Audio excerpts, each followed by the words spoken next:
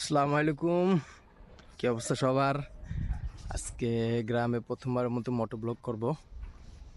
এই যে মোটো ব্লগের সেট আপ করছি, ঢাকা থেকে নিয়ে আসছিলাম। আর এলো আমার বড় ব্যাগে বাইক সিবি ট্রিগার। তো এটা নিয়ে আসলে এখন একটু গ্রামটাই ঘুরবো, আপনাদের একটু দেখাবো কেমন লাগে। একটু তাড়াতাড়ি চলে আসতে হইব, যেহেতু বাসায় অনুষ্ঠান, ভাইয়ের বিয়া প্রোগ্রাম চলতেছে, অনেক মানুষ আসতেছে আর কি। তো যাই হোক, চলুন শুরু করি মোটো ব্লগটা।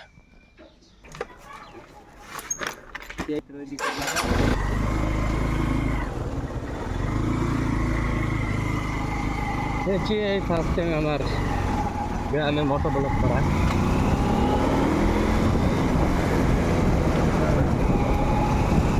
আসলে গ্রামের কোনো বাইক টাইক চালানো হয় না।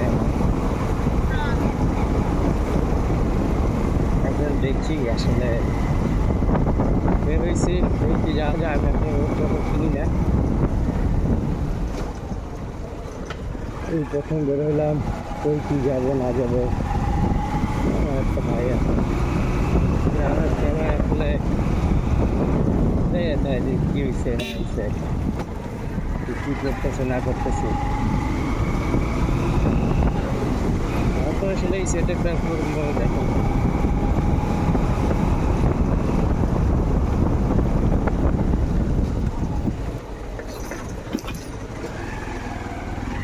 গ্রামের এখানে কখন কি হয় এদের সামনে একটু সন্দেহ আছে।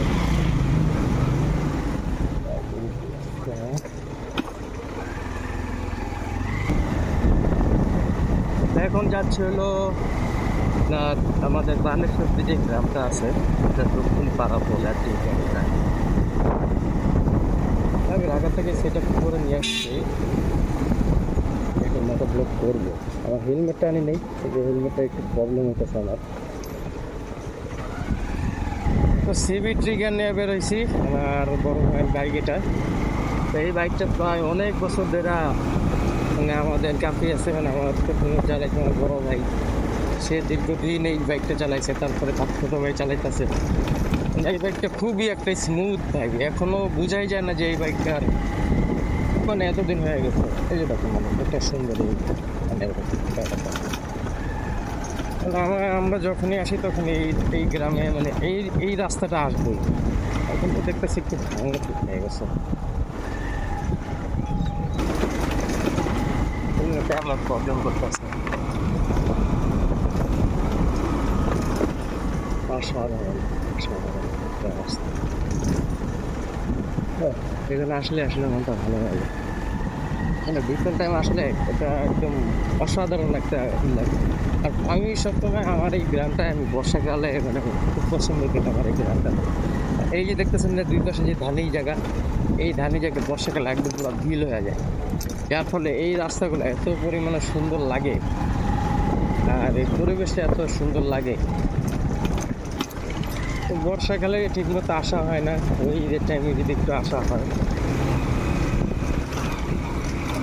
তাহলে একটু আসা হয়, এছাড়া। তো যাই হোক, ঢাকায় যাই ইনশাল্লাহ মোটো ব্লগটা কন্টিনিউ শুরু করে দিব। আর আরেক বিষয়ে টুকটাক কারো সমাধানের কথা বলবো। তারপর আমি একটু ঘুরে দেখাইতেছি আপনাদের, ভাবছিলাম এই আমার গ্রামটা নিয়ে একটু দেখাবো আপনাদের। তখন হয় না, এই দেখানোর সুযোগ একটু অন্যরকম। আপনি গ্রামে আসবেন যে এরকম রোডঘাট, এরকম রোডঘাট খুব দেখবেন, পরিবেশ শান্তশিষ্ট, গাছপালা, এরকম তো ঢাকা শহরে আসলে পাওয়া মুশকিল। এই দেখুন মানে অনেক বড় আমাদের এই ফরিদপুরের গ্রামটা, ধানি ক্ষেত ভরা ধানি। এখন হলো কি মানে কি বলে পেঁয়াজ মানে চাষ হইতেছে এখন, মানে পেঁয়াজের সিজন এখন, মানে পেঁয়াজ উঠাইতেছে। মানে ফরিদপুরের প্রত্যেকটা ঘরে ঘরে দেখলাম পেঁয়াজ। তখন বর্ষাকালে একবার আসছিলাম, মানে বর্ষাকাল এই পুরোটা ছিল আপনার বিল হয়ে গেছিলো, তখন আমরা গোসল করছিলাম। আর তখন মানে পানিটা এত পরিমাণে নীল ছিল, মনে হচ্ছে কি মানে সেন্ট মার্টিনের মতো একটা ফিল পাইছিলাম আর কি। হ্যাঁ, যদিও সেন্ট মার্টিনের পানি লবণাক্ত ছিল, গোসল করার মজা পাই না, কিন্তু এই জায়গার পানি একদম পরিষ্কার ছিল, অনেক ভালো লাগছিল তখন গোসল করতে। যাই হোক, আলহামদুলিল্লাহ, মাঝে মাঝে বছরে 2-1 বার হলেও একটু আসা দরকার গ্রামের, অথবা নিজের ফ্যামিলি কাছাকাছি চাচাতো ভাই বোন বা এইরকম যারা আত্মীয় আছে তাদের তো অবশ্যই উচিত, যারা আত্মীয় স্বজনদের দেখা, নিজের পৈতৃক ভিটা যেটাকে বলে আর কি, বা দাদার সম্পত্তি বা দাদার বাড়ি, এটা আসলে না দেখলে আপনি অস্তিত্ব হয়ে যাবে। যাক, আলহামদুলিল্লাহ।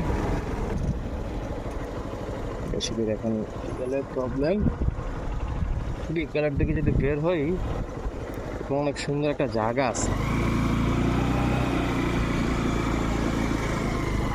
আসবে যদি আছে দেখতে পারেন, বেরোতে পারি কিনা।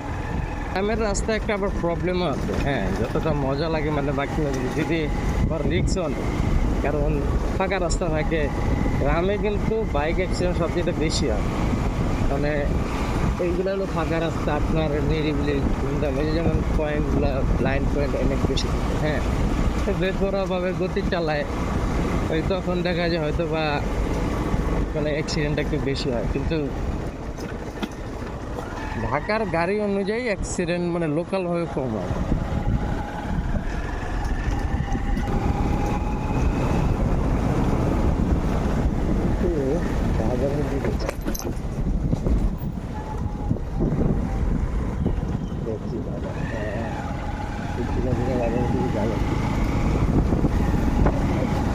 বাজার দিয়ে গেলে মানুষ এখন তাকায় থাকবে যে কি করতেছে, ঢাকার গুলা যায় না, কি এমন সব লাগাই দিচ্ছে, বলা রাস্তাঘাটে কিন্তু সাবধানে চালাতে হবে, কারণ ঢাকার চট্টগ্রামের রাস্তা কিন্তু খুবই ডেঞ্জার।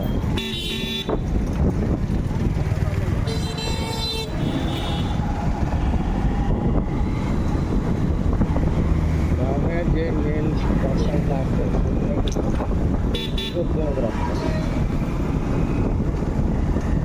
মানে সবাই গতিতে থাকে, একটু থেকে একটু এলেই ভালো লাগবে, মারাত্মক ধরনের দেখতে হবে। এইখানে কিন্তু কেয়ারফুলিভাবে সবাই চালায় বা চালাইতে চায়, যারা উচ্চ বয়স আছে তাদেরকে আর এই সত্য ভাঙান যায়।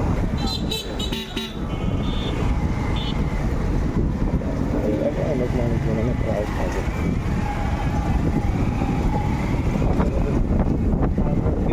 বাজার এইখান থেকে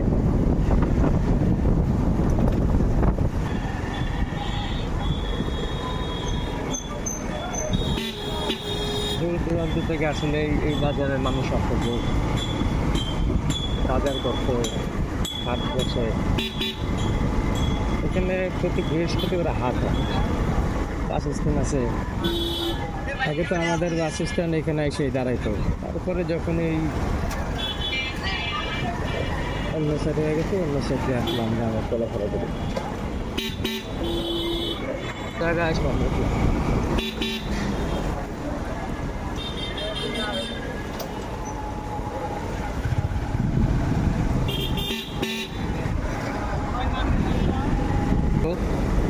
দেখাতে ভাবছি ভালো লাগতো অনেক, এখন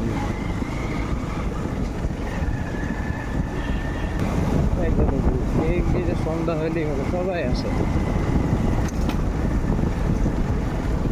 দেখা আশেপাশে গ্রাম,